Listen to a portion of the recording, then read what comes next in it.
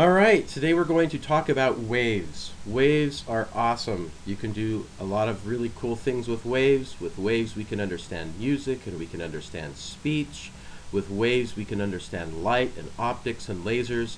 And it turns out when we study modern physics, we'll find out that everything is really a wave. You're a wave, I'm a wave, poodles are waves, pizzas are waves. And so it would be worth your while to pay close attention as we talk about waves, because what we discuss today will be the foundation for a lot of really cool things. Alright, so first of all, what are waves? Where do they come from?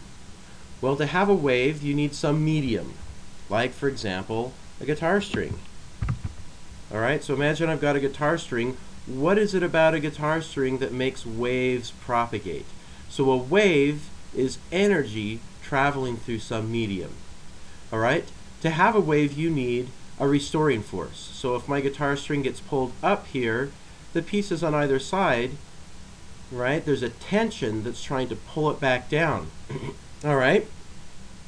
So we have to have a restoring force, but that restoring force happens because adjacent pieces of the media are coupled together.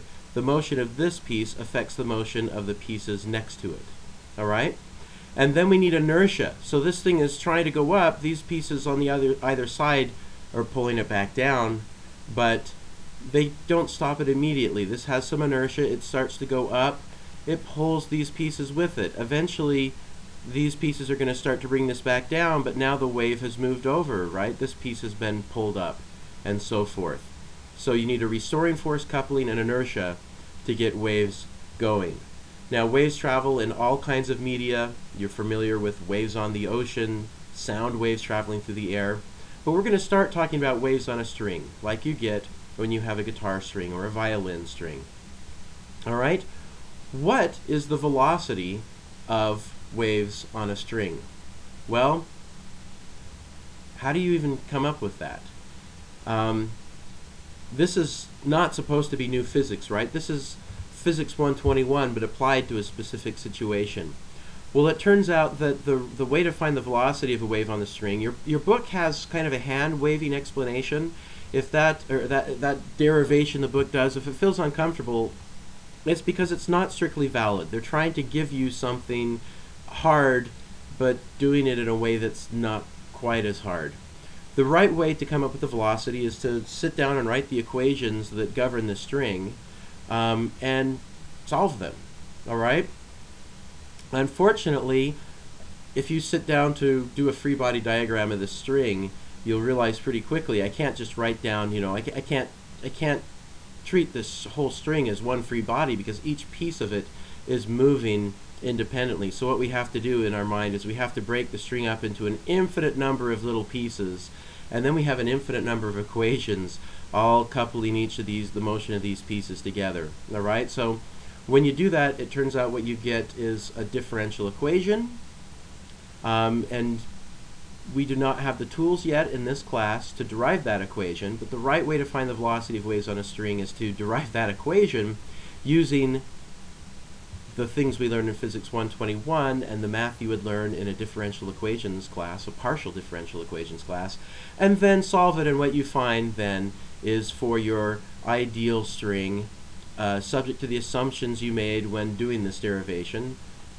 the velocity turns out to be the square root of the tension divided by mu, where mu is the linear mass density. Alright, so mu is the mass of your string divided by the length. So it's like density, but it's a one-dimensional density.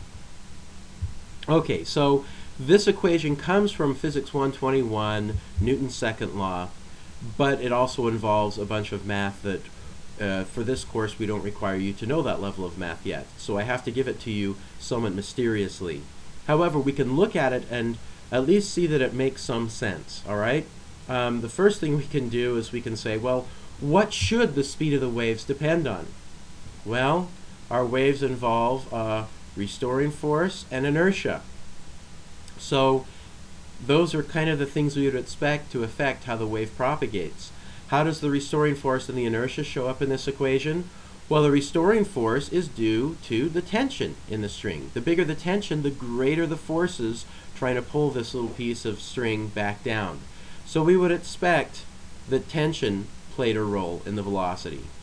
How does inertia show up on our string? Inertia is related to mass, all right? So if I take any tiny little slice of string, its mass is going to be related to how long it is, which depends on how small we make these slices in our minds, right? But it also depends on some fundamental property of the string, which is the linear mass density. So it makes sense that the linear mass density ought to have an effect. Then we stop and ask ourselves, if the tension goes up or down, should the velocity of the waves get bigger or smaller? Think about that for a minute. The answer is, if the restoring force is bigger, it's going to pull harder, it's going to accelerate things faster. So this piece that's going up, it's going to get pulled down faster. It's going to cause the wave then to propagate faster. So we would expect that a higher tension would result in a higher velocity, and we see that in this equation. More mass means more inertia. More inertia means it takes longer to stop this piece from moving up and get it moving back down again, thereby moving the wave to the side. So we would expect more mass would mean slower velocity. So if you had no idea about the physics and you just sat down and you said, okay, it ought to depend on restoring force and inertia, you would expect then the velocity at least to be proportional maybe to t to some power, and inversely proportional to mass to some power. And then you could sit and you could say, well, what are the units of velocity? What do they need to be? Oh, I can get the right units if I raise each of these to the 1/2 power. All right? And then you've got an equation, and it turns out to be the right equation. This is what's known as dimensional analysis. You can sometimes pull out the answer just by looking at what things ought to happen, ought to affect what, and what the final units need to be. Now, dimensional analysis won't tell you if there should be a factor of 2 or pi in front of there. You have to really do the physics to find out that the factor in front is 1. But the point of all of this is just to point out that using your intuition, you can learn a lot about what should be happening in a system.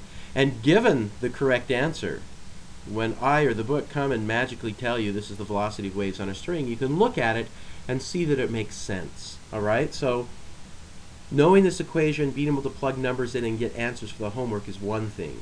Being able to look at this equation and understand what it means, that's doing physics. All right. Now there's two general types of waves, and sometimes ones that fall outside of this category, known as longitudinal and transverse waves. Longitudinal waves, well, let's start with transverse. They're the easiest. When I have a guitar string, here's my guitar string, right? What way does the wave travel? The wave travels down the string, right? So this is the direction that the wave travels. All right? So the power, the energy is moving along the string. But the string itself is moving up and down. All right? So the actual motion of the string is transverse to the direction that the waves are traveling. So the actual string is moving up and down, but the waves are traveling horizontally. All right? So in a transverse wave, the motion, the actual motion of the medium is orthogonal to the direction of the energy moving, the direction of the wave. All right? Transverse waves, in transverse waves, the motion of the material is along the same axis that the wave is traveling. So for example, imagine I take a long slinky, and on one side I bunch it up. I squish one side, all right? This side is squished, it's going to push out, it's going to push on this piece will get squished. So a little while later, I'll have a slinky where the squished part is right there, and a little while later, I'll have a slinky where the squished part is right there, all right? So the wave is traveling horizontally, but the actual motion of the medium is also horizontal, okay? So in a transverse wave, the motion is orthogonal to the direction that the wave is traveling. In a longitudinal wave, the motion is along the same axis, all right? So when we talk about transverse waves, like waves on a guitar string, I might write an equation that says y is some function of x and time. So y is how far this little piece of string has been displaced, and it moves up and down in the y direction as a function of time.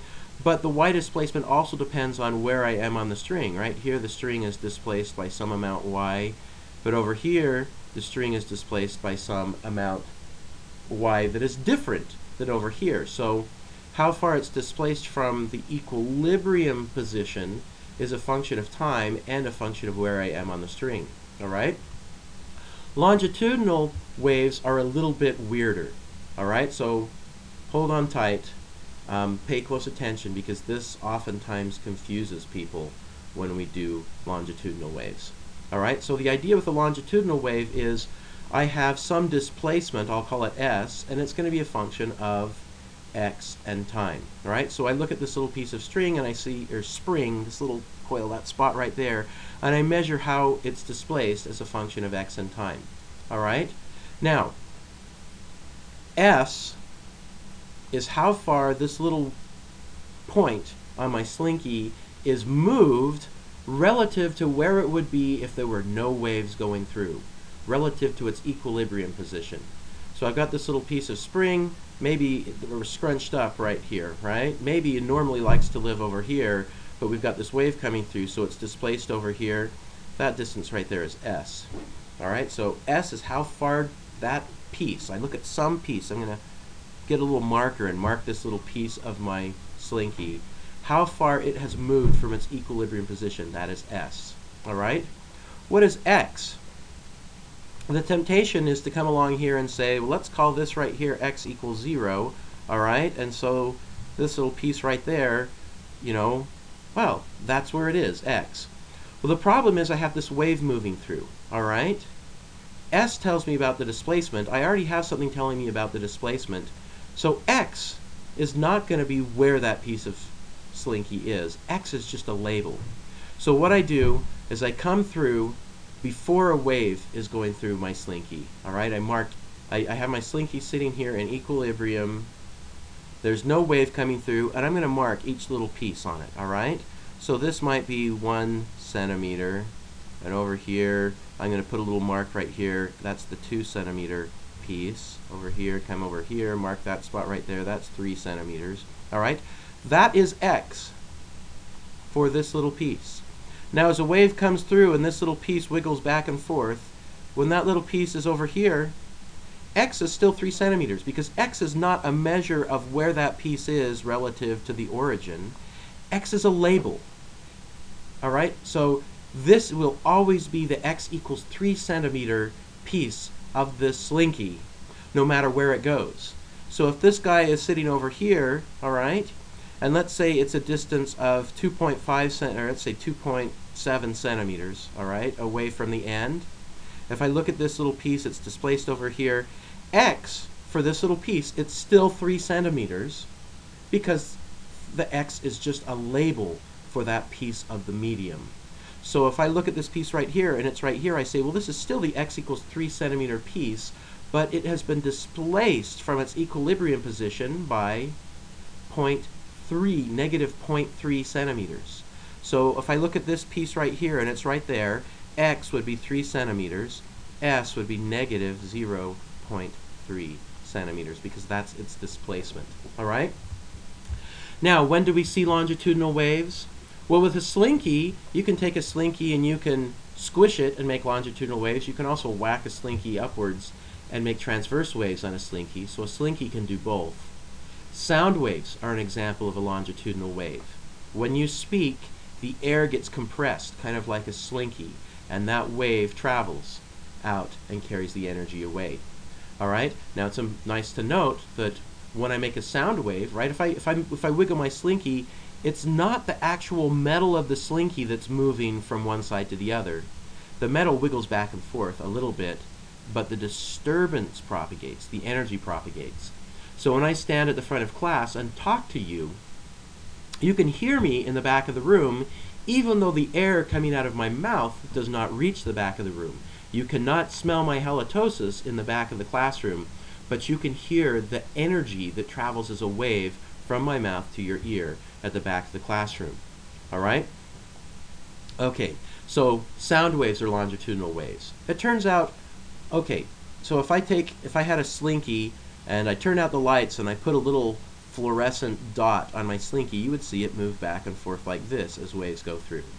If I had a guitar string and I put a little fluorescent dot on there, a little glowing dot, turned off the lights, as the wave went through, you'd see that dot move up and down. All right?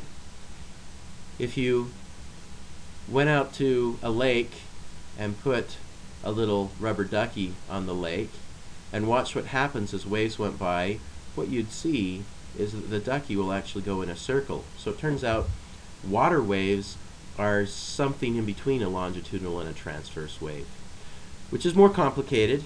In this class, however, we're going to stick with just longitudinal and transverse waves. But it's good to know that there are things out there that are different. Light. It turns out light is also a transverse wave, unless my experiment works and we find out that photons actually have rest mass, and then it turns out that photons will have a little bit of longitudinal wave in them too, just like our rubber ducky. But as far as we know now, the laws of physics right now say that light is a transverse wave. So when we study the wave nature of optics in the optics unit, remember light is a transverse wave. Okay, now traveling waves. What do waves do when they propagate down your guitar string or down your slinky? All right. Well, in this class, we're only going to deal with what are known as non-dispersive mediums. In a non-dispersive wave mediums, waves travel as rigid shapes. So for example, here's a mathematical equation. This is known as a Gaussian. Y is equal to e to the minus x squared. All right, so here's a plot of that. All right, that's my function.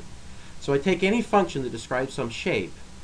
I can just take that shape and have it travel down the string, and that's how waves will propagate in a non-dispersive medium. In a dispersive medium, it'll change shape, it'll disperse, it'll spread out, all right? But in this class, we're going to deal strictly with non-dispersive mediums, all right? So, how will this wave propagate? How could I write an equation that describes this shape, but traveling to the right as a function of time? Or some arbitrary shape. Imagine you have some function that describes some shape on your string, and you want to turn that function into a wave that's traveling to the right, or a wave that's traveling to the left. How would you do that? Well, what you do is you just take your function, f of x. If I want the wave to go to the right, I'm just going to replace x with x minus vt. All right? So, for example, for my exponential equation, I would replace x with x minus vt. All right? This now describes a wave going to the right. How do we know that it represents a wave going to the right? Well, at time t equals 0, cross that out, we've got the same equation, right? So at time t equals 0, it's going to look just like our plot. All right? But as time increases, what happens? Now, the point where I get my maximum at x equals 0 for my exponential, my Gaussian, if I increase time a little bit, now x has to increase a little bit in order for this argument to be 0. So the place where my maximum occurs is where this argument is 0 for my Gaussian, right? But that will happen at a different x when time changes, all right? Where will the peak of this wave be as a function of time? Well, for my Gaussian, right, the peak is right where x is, where this argument is 0. So I'll just say, well, this argument, the peak occurs when that argument is equal to 0. So I'll call this x max for my Gaussian, right? And I just solved this. The peak of my Gaussian will be at a location v times t. All right, so you can see the peak of my Gaussian travels to the right at a velocity v, at the wave velocity. All right? Now if I had some other wave, whatever, that's described by some function, you pick some location. You say, this little part of the wave, when I'm at that height, that's when x is equal to some value, when y is equal to some value y naught, right? And then you say, oh, well, at time t equals 0, x is equal to some x naught, all right? But then as time goes by, right, we're replacing x with x minus vt. So to keep x the same as time, or to keep the location, the y the same, to be at that point on my rigid wave, as time changes, I'm going to have to increase x to track with that. So if I take any equation that describes some shape, and I replace x with x minus vt, I now have a wave. This equation will now describe that shape traveling to the right at velocity v. What if I want my wave to go to the left? Well, then I just replace x with x plus vt. So plus vt, wave goes to the left because now as time goes up, x has to go down to keep this argument constant. Does that make sense? So let's take a look at this. Here's a plot of my traveling wave. All right, and you see this is the same equation I had before, only I've replaced x with x minus t. All right, because the computer doesn't like units, so I just set my velocity equal to 1. All right, so that's how you make a traveling wave. Now, sine waves are very special. Sine waves are important. They show up all the time. All right, you'll recall from Physics 121, if you have a pendulum and you let it oscillate at a small amplitude, the angle will change sinusoidally with time. If I have a mass on a spring and I pull it down and let it go, the mass's position will oscillate sinusoidally. So sine waves are very special in nature.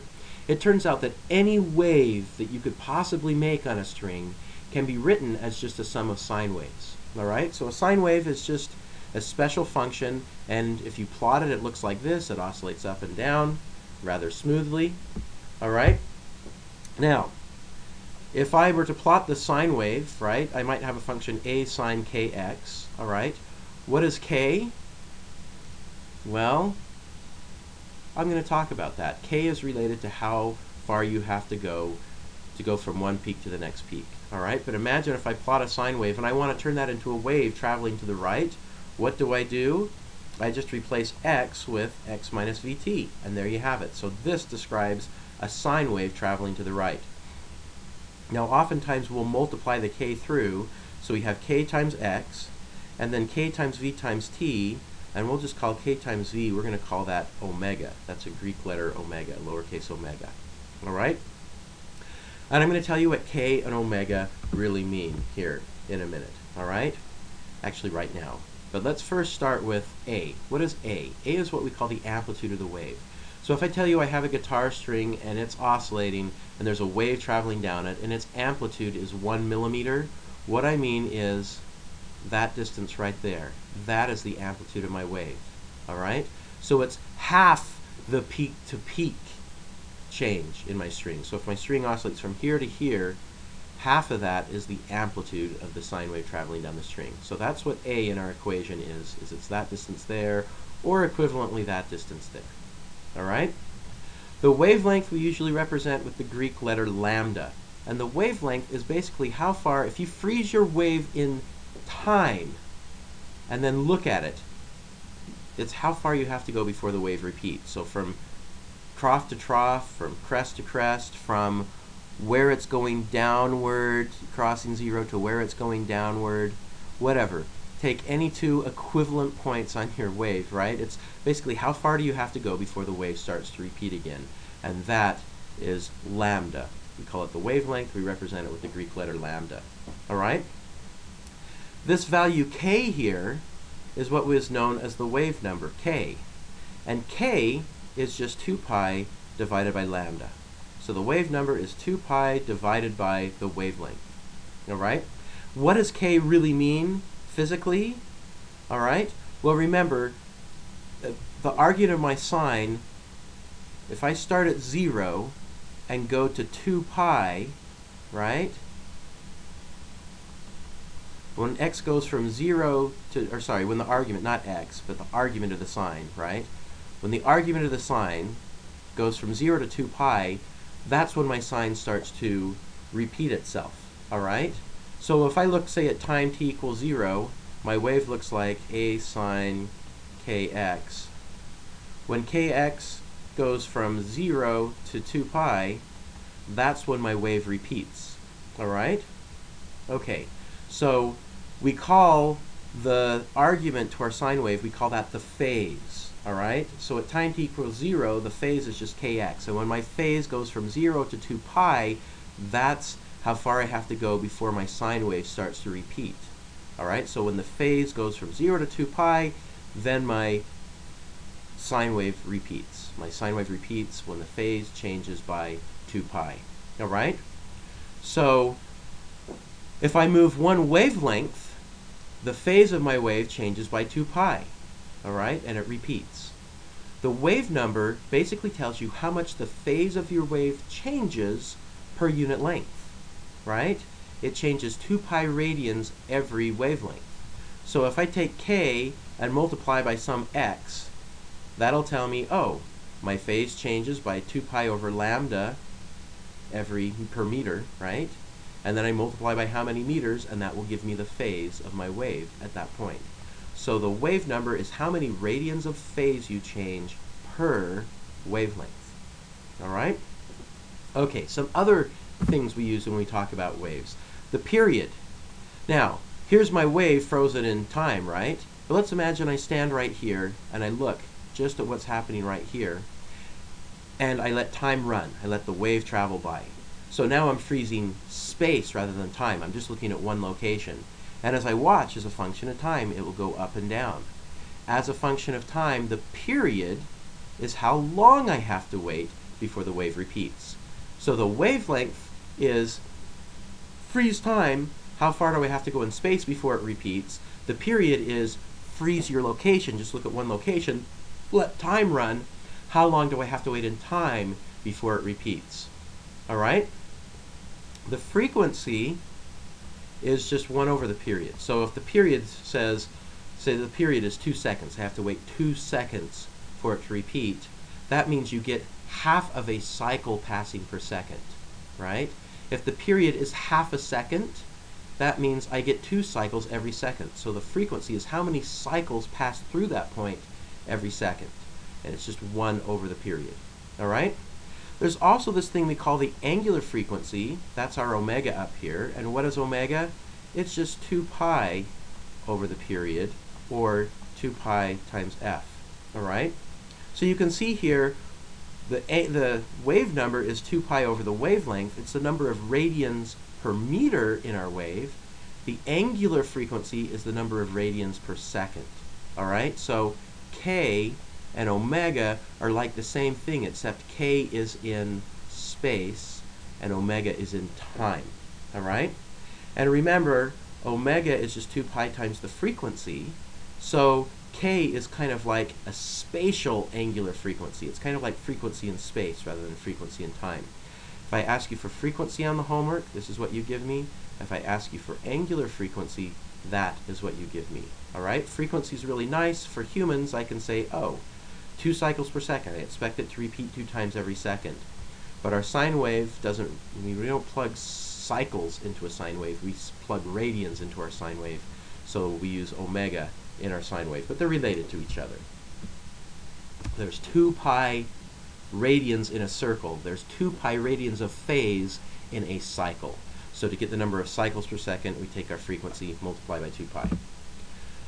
All right, there's relationships between them. If you ever forget things, there are things you can do. All right. For example, the velocity of a wave. Well, a wave will travel 1 wavelength every period, right? If I'm sitting here and watching, when's this going to come down again? It's going to come down again when this piece of the wave reaches me. So every cycle, it travels 1 wavelength. So the velocity is going to be 1 wavelength per period. All right? So there's a relationship between wavelength and period. And of course, 1 over the period is the frequency. So I can also write it like this. So here's a relationship between wavelength and frequency. All right? And you can come up with all kinds of different things here, right? I can say, well, lambda, let's see, k is equal to 2 pi over lambda. So lambda is equal to 2 pi over k, right? So I can write lambda as 2 pi over k, and then I'm going to divide that all by the period, but the period is just 1 over f, all right? So I can just write this as 2 pi over k times f, all right? But then f is just, well, omega is equal to 2 pi times f, so f is going to be omega over 2 pi, all right? So I can write this then, this is pi over k times f, but f is omega over 2 pi. And here's a relationship we use a lot. Omega over k is equal to the velocity. All right, so there's all these different relationships you can get. They all start basically with the idea that the wave travels 1 wavelength per period. So as your book shows you all these different relationships, if you get confused, if you ever get on a test and you forgot to put this in your notes, and you can say, well, I can get that because I know how omega and f are related. I know how f and t are related, right? I know how k and lambda are related, and waves travel at a velocity of 1 wavelength per period. Sine waves do, right? Okay, so this is specifically on sine waves. Okay, so the speed of waves on a string, we already talked about this, right? The velocity is the square root of tension over linear mass density. How do we derive it? We don't do what's in the book. The book is trying to give you something, some sort of intuition, but the right way to do it is to derive the wave equation, and the wave equation is a partial differential equation that looks like this. If this looks scary,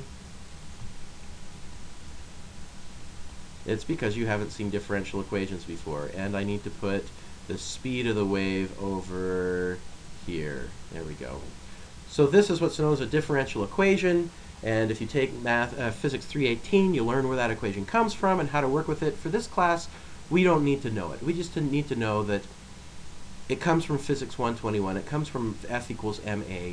You can derive it, and then when you solve it, you find that this thing right here is the velocity, and when you derive it, it turns out that this velocity comes out to be this if you're doing waves on a string.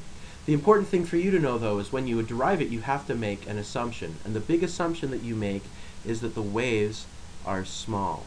So the amplitude is small. So if the amplitudes of your wave are too big, weird nonlinear stuff starts to happen. Okay, now let's talk about sound waves. Sound waves are longitudinal waves, right? So here's the air. I talk, and some of this air, this little piece of air gets pushed over, compressed into these pieces over here, and that pushes on this one, and it moves, and you get this propagation, just like a pulse on a guitar string, just like a whacking a slinky. It travels along as a wave, all right? And remember, our longitudinal waves, s is equal to some function of x and time. Remember, x is a label, all right? S is displacement. So x is not where I find this piece of my air at any given time. It's a label. I label this little piece of air. This is the 1 centimeter piece of air. And it wiggles back and forth. It's still the 1 centimeter piece of air, but it has some displacement. All right. Now, the speed of sound. How do you find the speed of sound?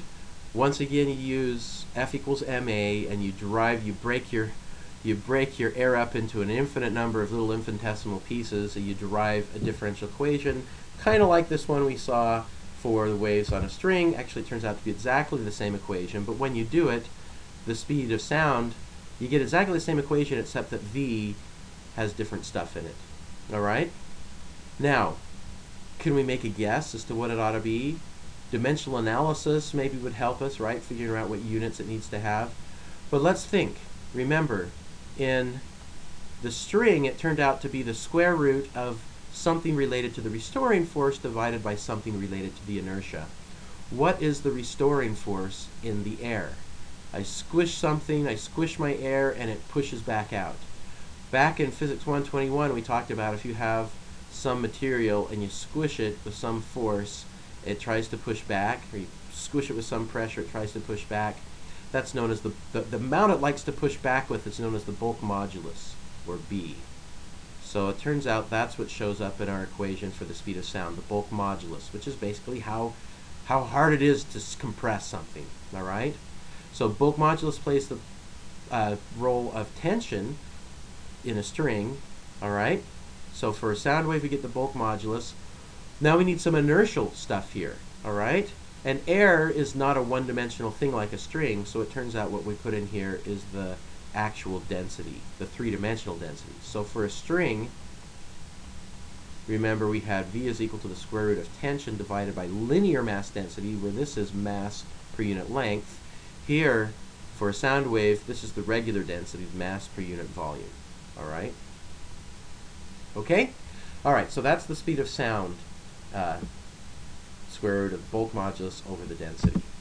All right, now the velocity of sound in air at 20 degrees C. Now the velocity, what does the velocity of sound depend on? Turns out, right, it only depends on the bulk modulus and the density, but those depend on temperature, they depend on the pressure of the air, all right?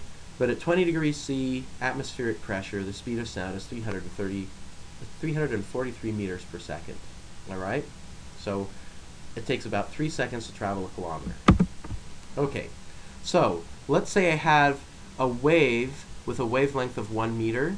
All right, so here's my throat, all right, and it's going to resonate. And it's going to make some frequency. The frequency of the wave depends on the physical dimensions of the things it's resonating. My throat, or imagine I have an organ pipe, whatever. Imagine I have something resonating such that the wavelength is 1 meter. If I know the velocity of the wave, then I can calculate the frequency that that thing resonates at. And it turns out what our ears hear is not wavelength, we hear frequency. Okay? So now, helium is lighter than air. All right? So it has a much lower density. At atmospheric pressure, it turns out the pressure has a lot. Now, basically the pressure determines the bulk modulus. So helium is lighter than air, and we'll talk about that actually when we talk about thermodynamics. But for now, just know that the bulk modulus is related to the pressure. So if I have helium at the same pressure, its density is lower. So remember, the velocity of waves, of sound waves, is the bulk modulus over the density. If helium has a lower density, what does that say about the velocity of waves?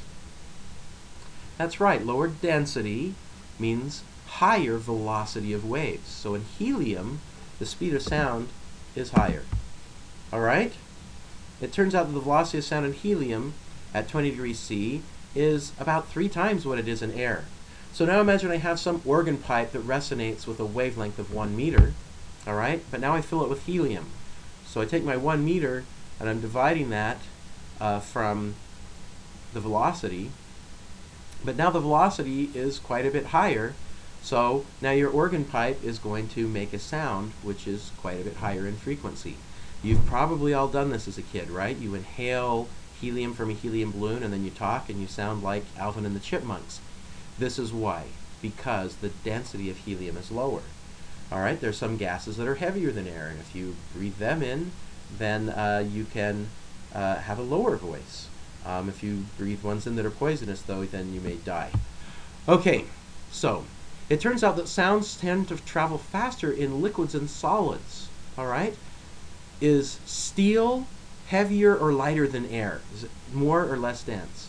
Well, it's more dense, right? So if, once again, the velocity of waves the velocity of sound waves is the bulk square root of the bulk modulus over the density, steel has a much higher density than air, but it's also a lot harder to compress steel than air. So it turns out, while both of those quantities go up, the bulk modulus goes up by a bigger factor, and so you get in aluminum, well, I don't have steel here, but aluminum, you can see the velocity is way higher. Velocity of sound waves in aluminum is way higher than in air. In water, it's sort of somewhere in between. All right? The molecules are packed much closer together in water than in air, so there's higher density, but it's hard to push them together because they're already packed closely together, and so you get a really high bulk modulus and the velocity goes up. All right? Now, we haven't really talked about resonance, but we kind of mentioned the organ pipes, and hopefully you have some intuition at this point that bigger things, they have longer wavelengths, and so they're going to resonate with longer wavelengths, and they're going to make lower sounds, and smaller things make higher sounds, right? So a piccolo makes a higher pitch than a flute, all right, because the flute is longer. If you take a glass of water and tap the bottom of it and make the, so hold the glass, so it's not the glass that's resonating, make the water resonate, tap the bottom of the glass, it'll make a really high pitch. You may not even be able to hear it, all right? But here's a really cool experiment you should do. In the name of physics, you should go and make yourself a milkshake. Pour that milkshake into a rigid glass, not a paper cup, but a rigid glass, and hit the bottom of it. What do you hear? What is the speed of sound in a milkshake? Well, the bulk modulus of a milkshake, what is it? What's the density of a milkshake? Well, a milkshake is mostly water, right? But it's got these air bubbles trapped in it because you've whipped it up and there are these little air bubbles trapped in. So the density is a little bit less than, pure milk that hasn't been shaken up. It's a little less than water. But there are these air bubbles that make it all that much more squishy. Instead of having to compress the water, you can just compress the air bubbles trapped in there. So you have a really high density, but the bulk modulus is not really high. So you can get a really slow speed of sound. So when you tap the bottom of your milkshake, you'll hear a very deep pitch, like a bass drum. All right? You can even do this with just water. Pour water from the tap into your cup and tap the bottom. There will be air bubbles in there, and as those air bubbles come out, you'll hear the pitch go up if you keep tapping it. All right? And it's all because of physics. Okay, why do we not hear collisions and explosions from outer space? In a vacuum, there are not any molecules. These molecules have to bump into each other to carry the sound energy to us. So in Star Wars, of course, the Death Star blows up and you hear this big explosion. We love Star Wars, but remember, Star Wars isn't really science fiction, it's fantasy, right? So that's okay. Science fiction is like Babylon 5. Babylon 5, things blow up, you don't hear it in space because there's no sound in space. In space, no one can hear you scream. All right, sound cannot travel through a vacuum.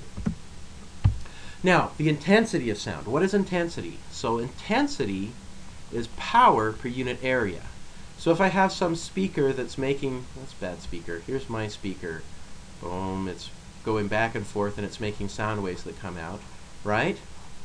The speaker is putting out a certain amount of power, but as the sound travels away from the speaker, all right, that power is spread over a larger and larger area. So if you put your ear here and listen to the sound, more sound is going to hit your ear when you're closer, and less sound is going to hit your ear when you're further away, because your ear is catching this little piece of the sound, all right? And that sound is spread over a bigger area. So the amount of power hitting your ear, right, we can just solve this equation. The power hitting your ear is just the intensity at that point times the area. But the intensity is just the power divided by the area. So it drops off as that area expands. Now, if my speaker is really small and I'm a long way from it, the sound spreads out like a little piece of a little spherical shell. So it turns out that the intensity, it depends on the power that I start with and the distance from the source. All right? But the area of a sphere is 4 pi r squared. So as long as my source is small and I'm a long distance away, I will find that the power, for a constant power, my intensity in this wave will drop off as 1 over r squared. All right? So if I have my speaker and I'm a long ways from it, say I'm 10 meters away from it, I'll measure some intensity. If I go 20 meters away from it, the intensity will go down by a factor of 2 squared. I increased r by a factor of 2, the intensity will go down by a factor of 4. So if your ears are hurting in a rock concert, move away from the speakers. Every time you double your distance, the intensity of sound going into your ear will go down by a factor of 4.